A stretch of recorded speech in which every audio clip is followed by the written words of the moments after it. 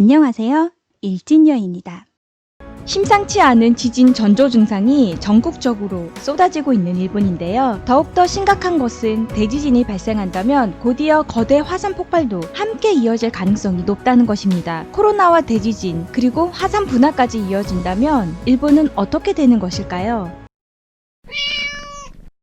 일본은 최근 지진 전조 증상들이 차고 넘치는 상황에서 지진과 화산 폭발의 연관성에 대해서도 기사가 많이 나와 자연스럽게 화산 폭발에 대해서도 조사하게 되었는데요. 혹 일본에서 화산 폭발이나 거대 지진이 일어나면 백두산이 분화되는 것 아니냐, 한국에도 지진이 발생하는 것 아니냐 염려하시는 분들이 있을지 모르겠는데 화산 폭발과 지진은 같은 플레이트의 영향을 받아 분명 연관성은 있다고 합니다. 하지만 백두산 플레이트와 일본에서 임박할 거라는 대지진이나 화산 폭발의 플레이트는 다른 플레이트입니다. 그래서 영향을 받을 가능성은 희박하다고 하네요. 또한 지진이나 화산 폭발은 아무리 강하더라도 진원지에서 일어나는 에너지가 가장 크지 국경을 넘어서까지 연동 피해를 줄 만큼 강력해질 수는 없다고 합니다. 일본에게는 유감이지만 2011년 동일본 대지진이 발생하였을 때 오히려 한국은 반사 이익을 보았습니다. 방사능 유출 사고와 재청곡이라는 일본의 인식이 전 세계적으로 퍼져 상대적으로 더 안전하고 믿을 수 있는 한국의 제품이나 관광 등의 수혜를 얻는 것은 어쩌면 당연한 결과일지도 모르겠습니다. 현재 일본은 111개의 활화산이 있으며 세계 유수의 화산국으로 여러 화산 분화가 발생하고 있습니다. 그런데 화산 분화는 한 곳이 아닌 여러 곳에서 동시에 분화할 수 있다며 전문가는 경종을 울리고 있습니다. 기사 보실게요. 제2역사 전문가가 경고, 일본 전국에서 화산이 동시 폭발 대참사라는 플래시 기사입니다. 일본은 전국적으로 차례로 화산 활동이 활발해지고 있으며 일본 주변의 플레이트의 왜곡이 한계에 도달하고 있다. 기자에게 화산 폭발을 경고하는 메일이 도착한 것은 7월 1일 오전. 발신자는 재위험 관리를 전문으로 하는 리츠메이칸 대학 타카시 교수였다. 그리고 다음날 7월 2일 8시 36분 위험 명단에 있던 스와노세 섬이 분화했고 그 분연의 화구는 1000m까지 올랐다. 그것뿐만이 아니다. 니시노 섬에서는 7월 4일 기상위성이 관측한 가운데 가장 높은 8300m 높이의 분연이 확인됐다. 또 타카시 교수가 경고한 다른 화산들도 활발한 활동을 보이고 있다. 타카시 교수는 이렇게 경종을 울렸다. 일본 열도 각지에서 화산의 동시 분화가 일어날 수 있습니다. 일본 열도는 기본적으로 북미판과 유라시아판이라는 두 개의 판 위에 위치해 있습니다. 그리고 이 두 판은 동쪽에서 잠수하는 태평양판과 남쪽에서 잠수하는 필리핀의 판에 의해 압력을 받는 상태입니다. 2011년 동일본 대지진은 북미 플레이트가 태평양 플레이트 압력을 견디지 못하게 되면서 반발한 결과라고 한다. 거대 지진으로 판들끼리 마찰이 줄어들면 한 판이 다른 한쪽 땅속 깊이로 잠기는 속도가 증가하고 지하 깊숙이 마그마를 형성합니다. 게다가 거대 지진이 발생한 뒤에는 반드시 분화가 일어난다는 데이터도 있습니다. 현재 동일본 대지진의 영향으로 태평양판이 북미판 아래 깊숙이 잠입해 마그마를 형성하고 있다고 생각하는 것이 타당합니다. 이것이 아사마산과 쿠사츠 시라네산 등이 분화하는 원인이다 라고 교수는 전했다. 그렇다면 큐슈를 중심으로 서일본에서 화산이 분화하는 것은 무엇일까? 교수는 슈퍼 난카이 지진이 가까이 다가오는 것이 원인입니다. 유라시아판이 필리핀의 판에 의해 눌려져 쌓인 마그마가 분출할 수 있습니다. 그리고 분화 뒤에는 필리핀의 판의 압력에 유라시아판이 반발해 남해 앞바다에서 규모 8.5 이상의 거대 지진, 슈퍼 난카이 지진이 일어날 것입니다. 라며 타카시 교수는 최악의 시나리오를 더 많이 전했다. 이 거대한 지진이 발생한 후에는 후지산이 폭발할지도 모릅니다. 후지산에는 폭발을 일으킬 만큼의 마그마가 쌓여있지 않지만 슈퍼 난카이 지진에 의해 필리핀의 판의 일부가 유라시아판 아래 깊숙이 잠입해 대량의 마그마를 형성하고 후지산에서 분출하게 됩니다. 그렇다면 화산이 동시에 분출 시 살아남을 수 있는 방법은 있는 것인가? 교수는 분출이 광범위하게 피해를 입히는 원인은 화산이 분화할 때 뿜어내는 강한 화산재입니다. 일본은 기본적으로 서쪽에서 동쪽으로 바람이 흐르고 있기 때문에 화산의 서쪽으로 도망치는 것이 좋습니다라고 모든 시나리오를 가정해보고 싶은 것이다라며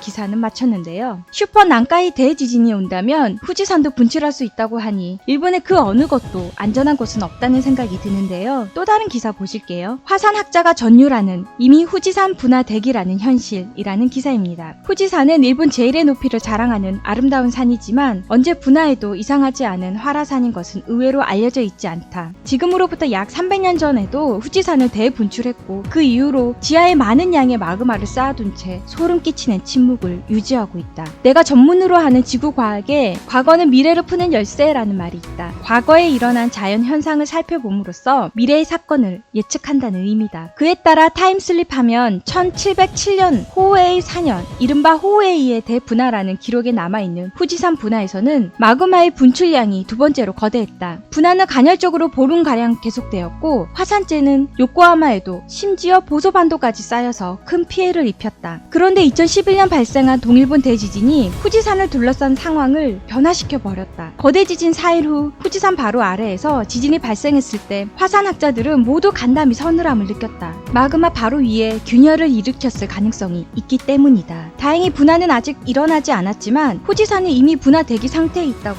나는 생각한다. 동일본 대지진 이후 일본 열도는 지진과 분화가 반복되는 대지 변동의 시대에 진입했다. 이제 미래를 푸는 열쇠는 과거의 지진과 분출에 의해서 찾을 수밖에 없다. 2030년대 발생이 확실한 난카이 트러프 거대 지진에 관해서도 과거에 무서운 사례가 있다. 1707년 난카이 트러프에서 규모 8.6이라는 일본 최대급의 지진이 발생했다. 그로부터 불과 49일 후 후지산이 대분출했다. 이것이 앞서 언급한 호에이의 대분화이다. 현대에 접어들면 이윽고 일어나는 규모 9급 남해 트러프 거대 지진 이후 후지산이 대분화한다는 것이다. 만약 지금 일본의 이전 규모의 클래스의 화산 대분화가 일어나면 첨단 사회가 받는 타격은 에도 시대와는 비교가 되지 않는다. 화산재는 도쿄에 5cm 정도 쌓여 컴퓨터와 정밀기기의 작은 틈새까지 들어가 라이프라인을 모두 정지시킨다. 항공기도 추락 위험이 있기 때문에 하네다도 나리타도 폐쇄된다. 후지산 주변뿐 아니라 수도권 전역에서 모든 기능이 마비되고 만다. 내각부는 후지산 분화를 2조 5천억 엔 규모의 격심한 재해가 될 것으로 예측하고 있지만 이 계산에는 포함되지 않는 항목이 있다. 최근 몇 년 동안 연구가 진행한 산체 붕괴라는 파국적인 현상으로 산이 변형될 정도로 붕괴되고 엄청난 암석과 토사가 고속으로 흘러내린다. 만약 후지산에서 산체 붕괴가 일어나면 40만 명이 이재할 가능성이 있다고 기사가 전했습니다. 그런데 전문가도 피해 예측 규모에 포함시키지 않은 것이 있습니다. 지금이 바로 코로나 시국이라는 것인데요. 코로나 케어도 하지 못하는 일본 의료 상황으로는 더욱더 재산 피해와 인명 피해는 커질 것 같습니다. 전문가들은 일본의 여러 활화산이 분화대기 상태, 즉 언제 화산 폭발이 일어나도 이상하지 않는다고 하는데요. 그중 후지산도 포함되어 있다고 하니 대지진의 공포만으로도 잠을 이룰 수 없는 일본인데 화산 폭발 두려움까지 더해져 일본을 떠나고 싶어하는 일본인들은 더욱 많아질 것 같습니다. 실제로 지진이 발생하면 외국으로 도망가려는 일본인들이 많아져 국제공항으로 많이 몰리며 비행기 티켓의 가격도 급격하게 치솟습니다. 하지만 지금은 코로나 시국으로 백신이 개발된다 하더라도 몇 달에서 1년 정도는 국경을 쉽게 넘나들 수 없다고 하는데요. 그 전에 대지진과 화산 폭발이 일어난다면 이미 의료 붕괴에 달하는 일본은 외국으로 도망조차 갈 수 없는 상황을 맞이해 고스란히 재해 지옥을 맛보아야 하기에 일본인들의 재해 공포는 극에 달할 수밖에 없을 것 같습니다. 오늘은 여기까지 할게요. 오늘 하루도 좋은 일진 되세요.